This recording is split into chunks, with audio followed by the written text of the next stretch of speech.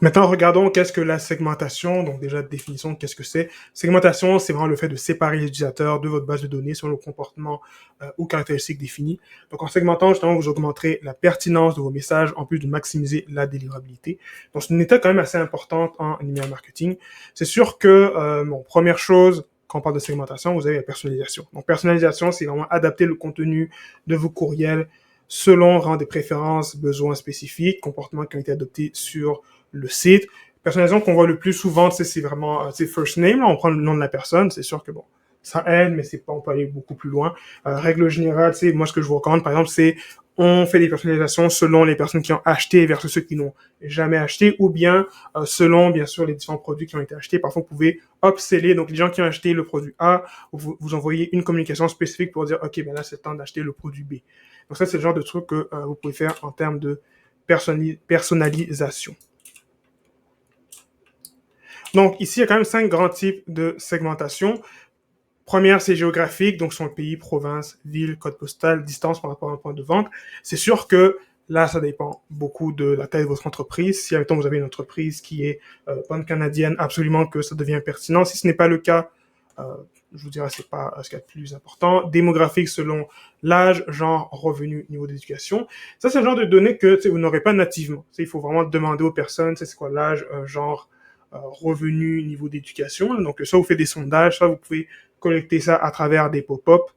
Comme peut-être c'est l'âge, par exemple, si vous demandez l'anniversaire, c'est là que vous pouvez l'obtenir.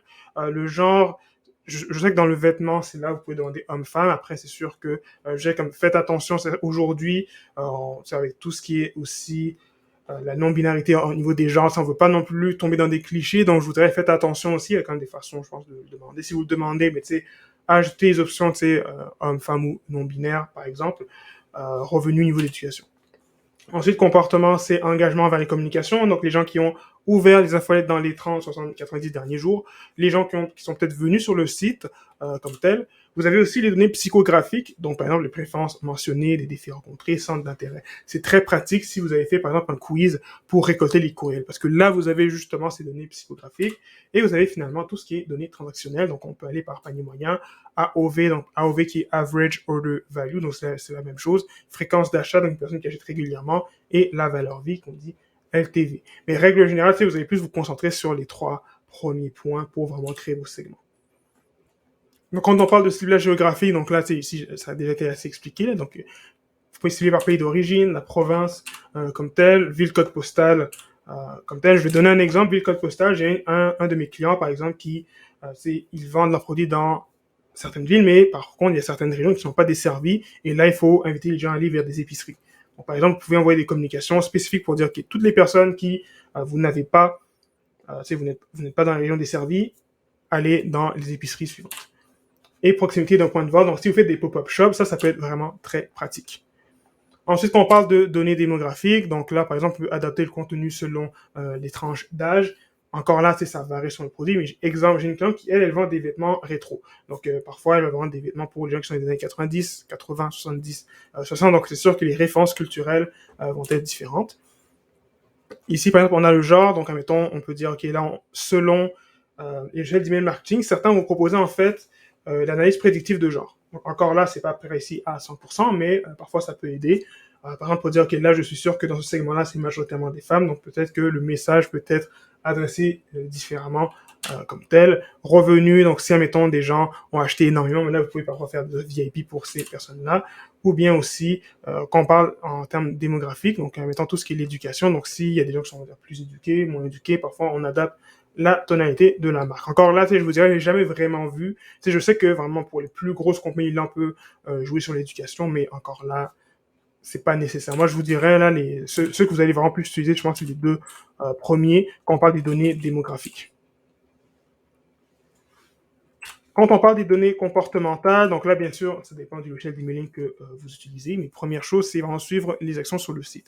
Donc, vous pouvez, par exemple, avec Klaviyo, créer des segments selon, par exemple, toutes les personnes qui ont visité certaines pages d'un site ou qui ont fait des ajouts au panier dernièrement.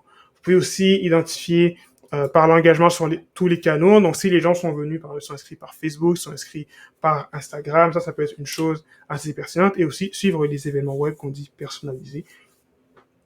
Excusez-moi, donc là, dans ce cas-ci, Là, c'est sûr que ça dépend. Encore là, les événements web personnalisés, c'est des événements que vous créez par vous-même. Donc, admettons une personne qui a, je sais pas, elle a fait un ajout au panier, mais ça peut être aussi, tu sais, je m'inscris, j'envoie un message au service à la clientèle. Donc là-dessus, c'est le troisième point. Moi, je voudrais, il va être vraiment moins pertinent comme tel. Là, celui que vous allez vraiment plus utiliser, c'est vraiment plus sur les actions sur le site, donc ce sont les pages consultées comme telles, les ajouts au panier qui ont été faits, et aussi l'engagement sur les canaux. Mais encore là, tu sais, je vous dirais la majorité des e-commerce, généralement, c'est le trafic.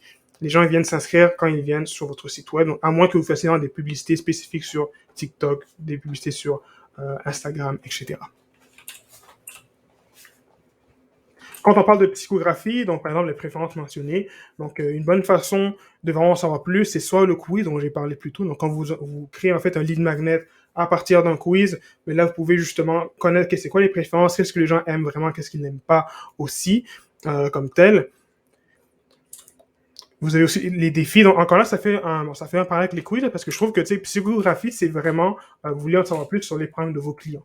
Donc, la meilleure façon de le faire, donc, vous avez deux façons, soit vous créez un quiz, ou bien, vous utilisez ce qu'on appelle la page de préférence. Donc, la page de préférence, c'est une page où, spécifiquement, les gens peuvent mentionner qu'est-ce qu'ils aiment, qu'est-ce qu'ils n'aiment pas, comme tel. Mais bien sûr, pour ça, il faut vraiment inviter les gens à dire, OK, s'il vous plaît, on veut en savoir plus sur vous. Cliquez ici pour nous donner plus d'informations via les pages de préférence, comme tel.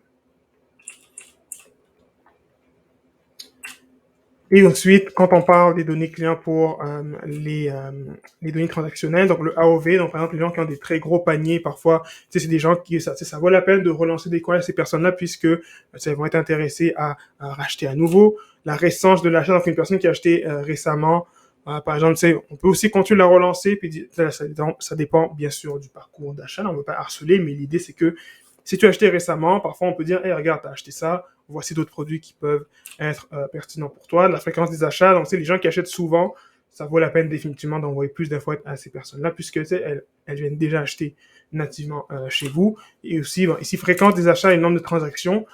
Il faut faire comme la distinction, parce que fréquence d'achat, c'est, admettons, une personne a acheté 3 fois dans le dernier mois, alors que le nombre de transactions, c'est peut-être le nombre de transactions total, qui fait un peu référence à la valeur vie. Donc, encore là, l'idée, c'est que plus une personne achète souvent ou elle fait plus de transactions, ben là, vous pouvez vraiment se dire, OK, ces personnes-là, c'est des gens qui sont plus engagés, des gens qui sont des clients récurrents comme tels, donc on va les traiter comme des VIP.